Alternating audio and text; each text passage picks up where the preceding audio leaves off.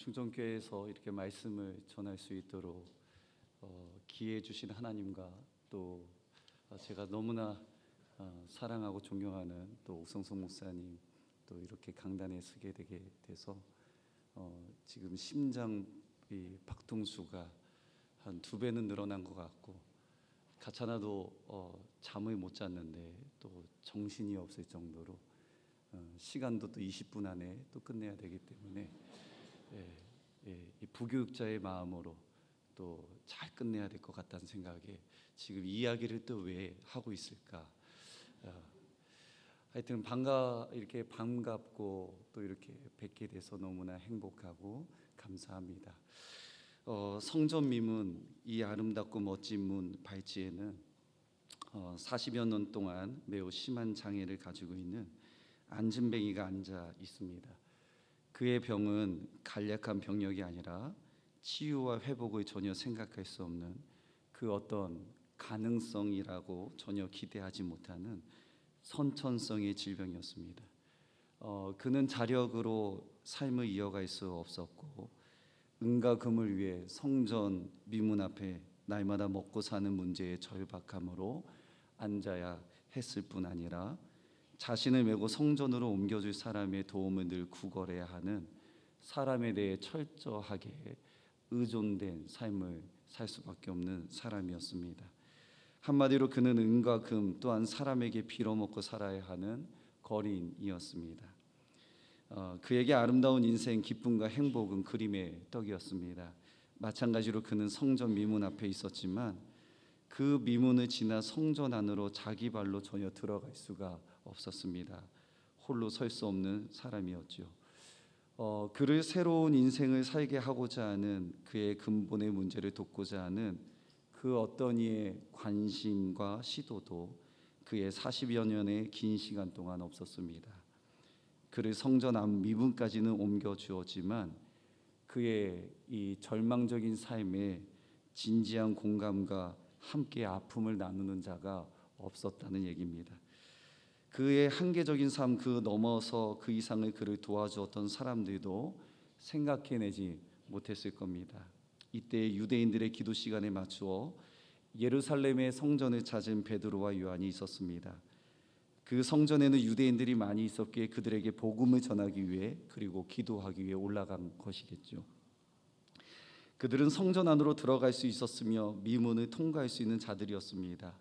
그 여느 때와 같이 그들은 가장 아름다운 미문을 통과하여 성전에서 기도하며 기쁜 소식이 예수 그리스도의 복음을 전하려 했습니다. 그들은 베드로와 요한이었습니다. 그 미문 앞에 앉은 안진뱅이가 그들 이 두 사람을 쳐다봅니다. 성도 여러분, 이 시선은 특별한 의미를 두고 보는 것이 아니라 단지 시야에 들어왔기에 그냥 의미 없이 보는, 이 영어로 말하면 see, 헬라어는 에이도라는 뜻입니다. 그 거지와 같은 삶을 산 그 안진뱅이는 평생 그 자리에서 구걸한 것처럼 자기 앞을 지나가는 사람이 누구인지는 중요하지 않고 그들의 주머니 속에 있는 은과 금을 기대하며 아주 기계적으로 올려다보며 구걸만을 했을 겁니다. 그날도 예의 없이 똑같이 시선으로 베드로와 요한을 쳐다보았을 겁니다. 그러나 오늘 베드로와 요한과 더불어 3장 4절의 말씀을 보니까 주목하여 이르되 우리를 보라라고 합니다. 우리를 보라. 안진뱅이는 자신의 인생의 비참과 이 불쌍함을 가지고 희멀건 눈으로 아무 의미 없이 베드로를 보았을 뿐인데 베드로는 도리어 그를 응시하여 우리를 보라고 말합니다. 헬라어 동사로 블레프라는 건데요, 영어로 look at, 이 정확하게 건성으로 자신을 쳐다보는 안진뱅이에게 우리를 주목할 것을 촉구합니다. 삶의 의미를 은과 금에만 두고 있어 사람을 바라보는 관심과 목적도 은과 금에만 있기에 늘 은과 금 때문에 실망하고 낙심하고 자신에게 도움이 되지 않은 사람들에게 실망하는 그에게 베드로의 시선이 머물고 베드로를 향한 그 시선이 반드시 주목해야 할 그의 시선으로 바꿔지는, 전환시키는 그 장면입니다. 그러나 이 안진뱅이가 본 시선이 또 집중한 것은 자신과 별반 차이가 없는 사람이었습니다. 그러니까 안진뱅이 앞에 서 있는 베드로의 차림새를 볼 때 볼품이 없는 초라한 시골 출신의 어부의 모습이었을 겁니다. 베드로는 자연인과 가까운 특별하거나 돈이 많아 보이는 대단한 재력가나 유력가처럼 보이지 않았어요.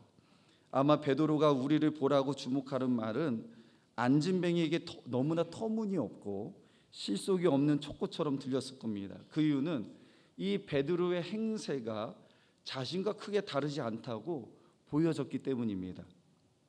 베드로는 안진뱅이의 생각과 일치하는 말을 전합니다.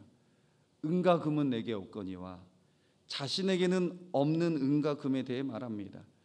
은과 금을 얻으려는 기대가 실망으로 바뀌고 베드로의 행세에 대한 예측은 확신이 되어가고 베드로를 주목하여 보라 하는 그 말이 이제는 공허하고 허무하게 변할 때에 베드로는 은과 금이 내게 없거니와 내게 있는 이것을 내게 준다고 말합니다. 그의 실망에 그의 공허와 허무함을 향한 선포입니다. 이것은 은과 금을 가졌을 것 같은 베드로에게 주목하는 것이 아니라 보이지 않지만 자기 속에 가진 이것에 주목하라는 얘기입니다. 집중하여 주목하라는 것입니다. 그것은 바로 베드로 속에 살아계신 나사렛 예수 그리스도이셨습니다. 베드로가 가진 나사렛 예수의 이름이었습니다. 그 미천하기 짝이 없는 어부 출신의 베드로를 향한 주복이 아니라 이 베드로의 인생을 만나 주시고 구원해 주시고 부활의 소망을 주시고 성령을 부어 주시는 그 말씀으로 인도해 주시는 그 예수를 주목해 보라는 것입니다. 따라서 안진뱅이의 시선은 예수님을 바라보는 초청입니다. 그 초청은 일어나 걸으라나 생각하거나 기대하지 못했던 실제적인 명령의 선포가 시작이 됩니다.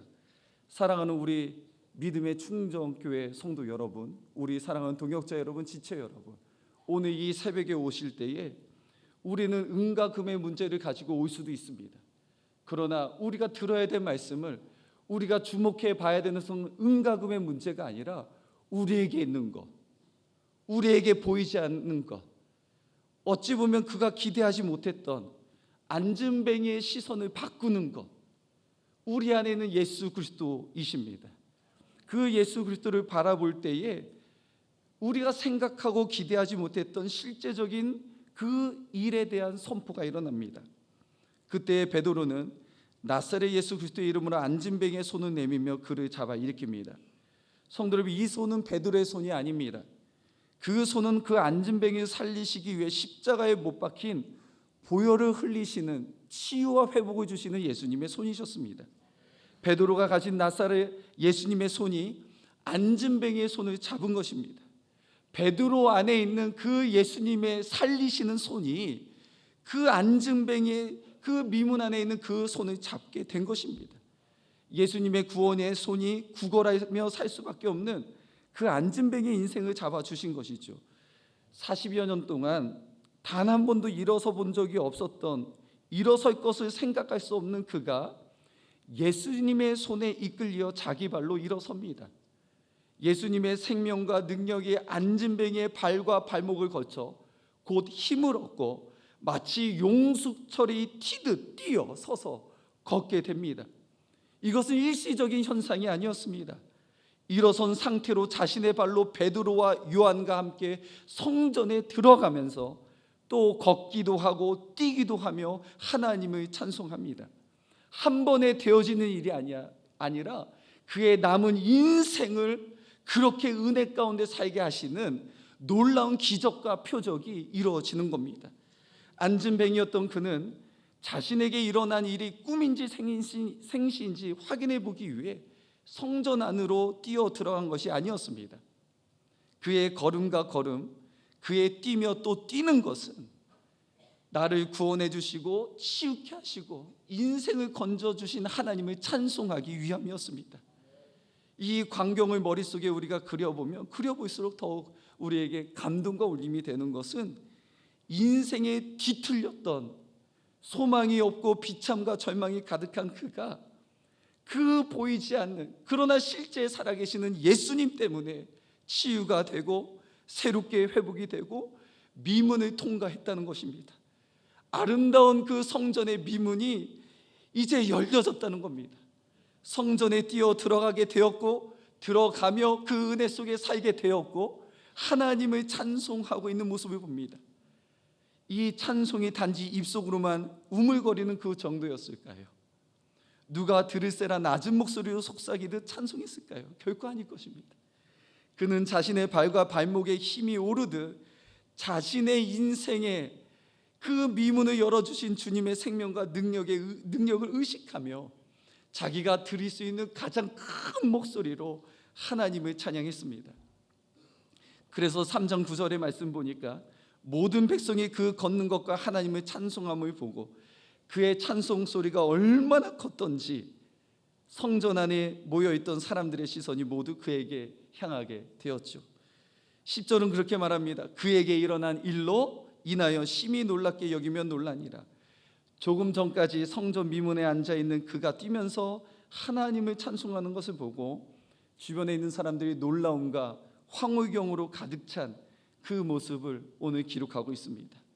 그리고 2절에서는 이렇게 기록되어 있습니다. 그를 표현하기에 나면서 못 걷게 된 이라고 표현하고 있지만 11절에는 나은 사람으로 바뀌었습니다. 오늘 이 첫날 여러분들의 인생의 한 개의 문제가 하나님을 만남으로 예수님을 만남으로 성전 안에 계시는 그 미문이 열림으로 나은 사람의 축복을 누리는 자들 되기를 간절히 축원합니다.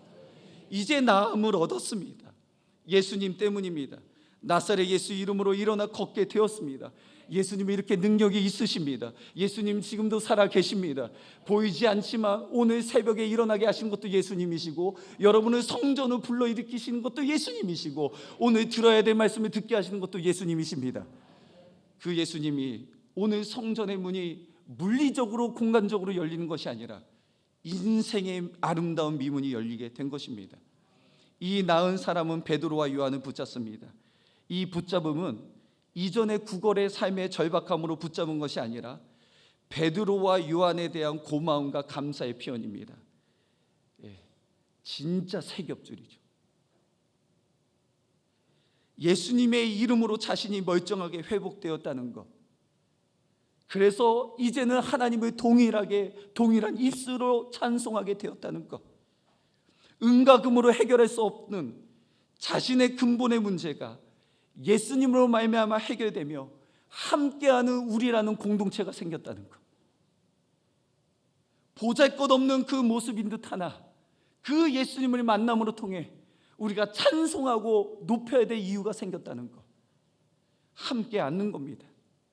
베드로와 요한과 같이 예수를 가지게 된 감격을 동참하고 있는 겁니다.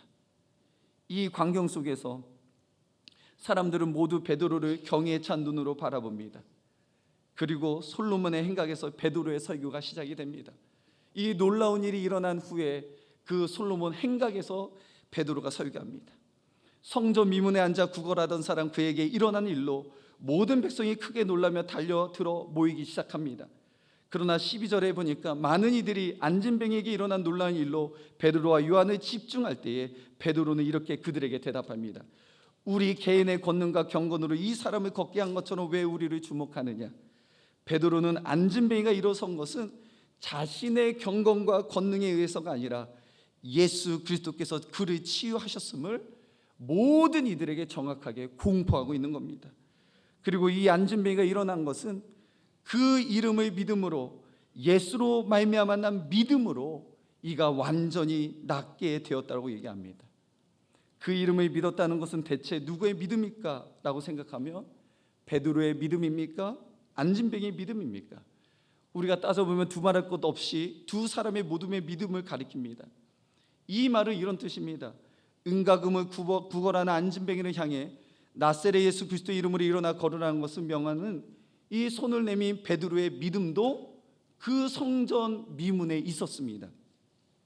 앉은 뱅이 역시 가만히 있기만 한 것이 아니라 베드로가 전한 예수 그리스도의 이름을 믿음으로 반응하며 받아들였기 때문에 일어날 수 있었죠.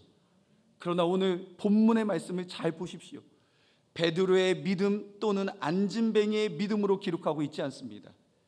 예수로 말미암아난 믿음이라고 이야기합니다. 베드로 자신과 안진뱅이의 그 믿음을 나의 믿음 혹은 우리의 믿음으로 국한시키지 않습니다. 예수로 말미암아난 믿음, 베드로 자신과 안진뱅이가 지닌 믿음의 출처가 자기 자신들이 아니라 예수 그리스도의 이심을 분명히 밝히고 있습니다.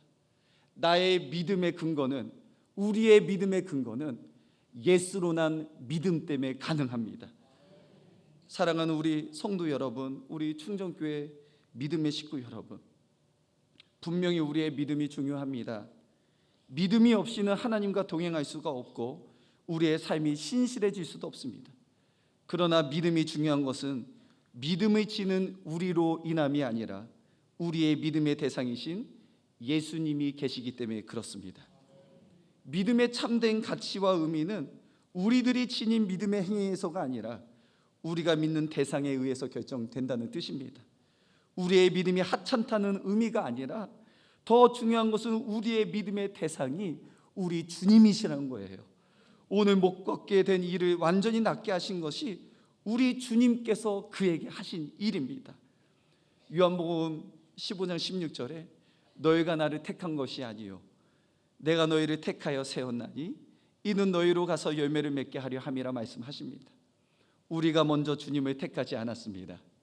말씀이신 주님께서 당신의 사랑으로 먼저 우리를 택하시고 우리의 시간과 공간 속으로 들어오셔서 우리의 인생의 그 미문을 여셨습니다. 우리는 성전 앞에 한 번도 걷지 못한 자들이었지만 그 예수님 때문에 이제는 걷게 되었습니다. 열매를 맺기 위함입니다. 열매를 맺는다는 것, 안진뱅이와 같은 곳을 세우는 일 아니겠습니까? 은과 금으로 세우는 것이 아니라 우리가 가진 예수님으로 말미암아 예수님의 손으로 세워야 하지 않겠습니까? 우리는 늘 그 주님을 믿고 도구로 쓰임 받기를, 이같이 완전히 낫게 하시는 분은 우리 주님밖에 없음을, 그래서 오늘 이 기도를 통해서 나를 부인하고 다시 주님을 따르기로 결정하는, 나의 믿음이 아닌 내가 사는 것이 아닌 오직 내 안에 그리스도께서 사는 것, 그를 믿는 믿음 안에서 사는 것, 의인은 그의 믿음으로 말미암아 살리라 하신 것처럼 우리가 그 믿음 안에서 은혜로 살아가야 된다는 것, 그것이 오늘 우리가 들어야 될 말씀입니다. 하나님의 아들을 믿는 믿음 안에서 자신을 드러내거나 높이지 않고 늘 주시는 말씀 안에서 믿음으로 겸손하게 사는 것입니다. 말씀을 붙잡고 담대하게 사시는 예수님의 참된 그리스도인 증거자가 되기를 간절히 축원합니다. 오늘 시편 27편 4절의 말씀인데요, 내가 여호와께 바라는 한 가지 일 그것을 구하리니 곧 내가 내 평생에 여호와의 집에 살면서 여호와의 아름다움을 바라보며 그의 성전에서 사모하는 그것이라. 오늘 성전의 미문이 열렸습니다. 우리가 구하는 것은 내 평생에 여호와의 집에 살면서 여호와의 아름다움을 바라보며 그의 성전에서 사모하는 그것이라. 이 말씀 27편 1절의 말씀 보니까 이것이 가능한 이유가 있더라고요. 여호와는 나의 빛이요 여호와는 나의 구원이시요 여호와는 내 생명의 능력 되시기 때문에 그렇습니다. 우리가 염려와 두려움과 무서움을 우리가 벗어날 수 있는 것은 누구보다 나를 잘 알고 계시는 우리 주님 때문에 그렇습니다. 오늘 이제 말씀을 결론을 맺으려는데 제가 쉼없이 달려왔습니다. 아주 FM대로 달려왔습니다. 제가 이 충정교회 사역 이후에 변화가 좀 있었습니다. 소년부를 섬겼습니다. 충정교회에서요. 언젠가는 충정교회에 하나님이 기회를 주실 것 같은 생각이 들었지만 그날이 오늘인지 몰랐습니다. 16년이 지났어요.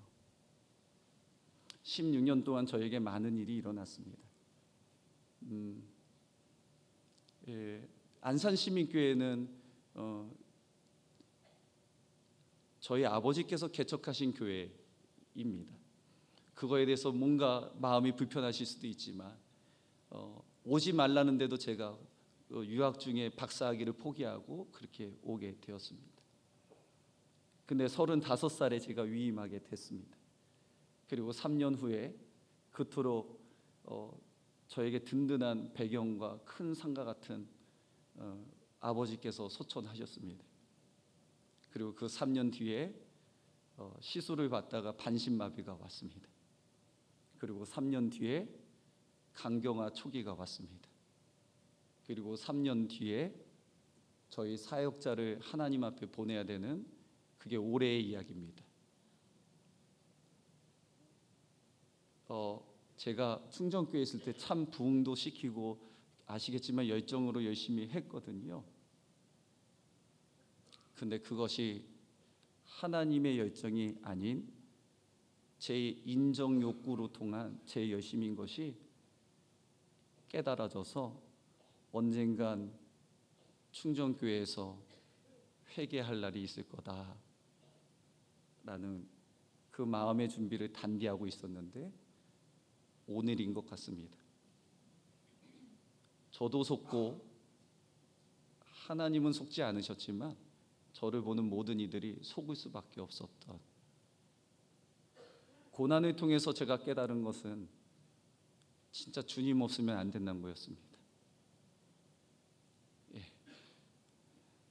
아버지께서 돌아가실 때도 38살에 그 큰 1000여 명이 되는 교회를 섬기는 게 쉽지 않았고, 그 누구 하나 저를 반기지 않는 그 분위기 속에서 이끌어가는 게 쉽지 않았습니다. 후회였죠. 한국에 왜 왔을까? 박사학위 받고 미국에 있으면 좀 더 좋았을 텐데. 3년 후에 또 마비가 된 게 장인어른을 통해서 되어진 겁니다. 원망도 할 수 없는 상황에 너무나 속이 상하고 억울했습니다. 3년 뒤에 그렇게 열심으로 했는데 10년이 지난데도 교회는 변화가 없고 인정도 받지 못하고, 그래서 너무 스트레스가 과도해서 너무 젊은 나이에 간경화 초기가 온 제 모습을 보며 포기하고 싶었습니다. 그리고 3년 뒤에는 제 손으로 이렇게 사역자를, 32살이 된 사역자를 하나님 앞에 보내는 그 마음이 쉽지는 않았습니다. 제가 안진뱅이였습니다. 그런데 은과 금을 구하는 인생 속에서 주님을 만나니 그 주님 때문에 살아갈 수밖에 없습니다. 주님이 여시는 거, 그 미문을 여시는 게 얼마나 큰 은혜인지 고난을 통해서 깨닫게 되었습니다. 고난을 겪을 때마다 더 주님 앞에 엎드려 기도할 수밖에 없고, 전 오늘 여기서 진짜 지금도 심장이 계속 뜹니다. 뜁니다. 제가 기억하는 것은 저는 그런 욕심이 있었어요. 그때요. 담임 목사님보다 더 많이 기도해야 되겠다. 근데 항상 제 기억으로는 옥성성 목사님이 여기에서 무릎 꿇고 기도하셨습니다. 금요 기도회 때마다. 근데 저는 졸다가 눈을 떠도 그 자리에 계신 거예요. 늘 목사님께 졌습니다. 근데 그 목사님의 기도하는 모습을 이해하지 못했습니다. 그러나 제가 담임으로 12년이 된 지금 시점을 보니 목사님의 생각이, 보이지 않는 그 생각이 얼마나 많으신지를 제가 깨닫게 됩니다. 사랑하는 우리 충정교회 믿음의 식구 여러분, 여러분들이 충정교회를 섬길 수 있다는 게 얼마나 큰 기쁨인지를 제가 전하고 가고 싶습니다. 이 충정교회가 얼마나 아름다운 교회고 함께하는 것이, 이 성전을 사모하고 오는 일이 얼마나 큰 은혜의 일인지, 가장 큰 축복이, 왜냐하면 저는 이 충정교회 때문에 얻은 것이 많습니다. 목사님의 말씀을 들으며 늘 울었고, 그 말씀 때문에 제가 살아 숨쉬는 이유가 되었고, 또 지금도 목사님의 그림자도 밟을 수가 없을 만큼 너무나 제가 목사님을 이렇게 마음으로 다해서 사랑합니다. 그 이유는 목사님이 보시는 주님 때문에 그렇습니다. 목사님이 이 교회뿐만 아니라 계속 생각하셨던 그 주님. 근데 그 주님은 우리 목사님의 주님뿐만 아니라 또한 우리 성도님들의 주님이십니다. 오늘 그 주님을 바라보고 기도하는 것이 필요합니다. 형식적인 이 9월 시작되는 그 시점이 특별 새벽 기도가 아니라 오늘 정말로 마음을 다해서 기도해야 합니다. 무너진 내 가정을 위해서, 자녀들을 위해서, 또는 은과 금을 구했지만 결국은 내 주변에 아무것도 없는 모든 것이 무너진 듯한 내 삶에서 내 힘으로 열 수 없는 미문을 주님이 여셔야 합니다. 그래서 오늘 그 성전의 미문이 열려지는 그 은혜의 시간 되기를 간절히 축원합니다. 제가 기도하겠습니다.